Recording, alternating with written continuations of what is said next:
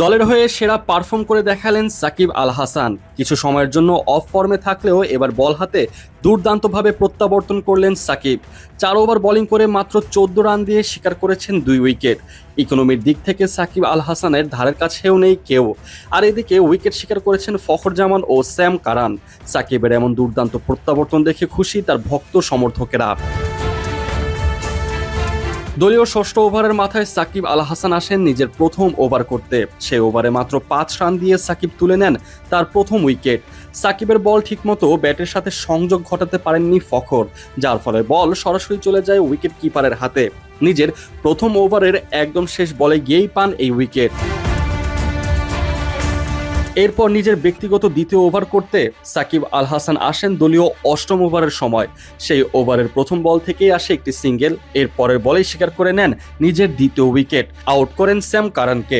সাকিবের বলে Sam catch তুলে দেন, আর ওদিকে সাকিব নিজের বলে নিজেই সেই ক্যাচ লুফে নিয়ে আউট করে দেন। এভাবেই টানা 2 ওভারে 2টি উইকেট শিকার করেন সাকিব। সাকিব তার ব্যক্তিগত দ্বিতীয় ওভারে এসে মাত্র 3 রান খরচ করেন। এরপর সাকিব তার ব্যক্তিগত তৃতীয় ওভার করতে আসলে সেই ওভারে তিনি মাত্র 3 রান খরচ করেন, আর সেই ওভারে তিনি 3টি সিঙ্গেল এবং 3টি ডট বল দেন। নিজের শেষ ওভারেও মাত্র 3 রান খরচ করেন তিনি, আর সেই ওভারে 4টি বল দিয়েছিলেন ডট। দীর্ঘদিন পর সাকিব আল হাসানের কাছ থেকে এমন বোলিং পারফরমেন্স দেখতে পাওয়া গেছে।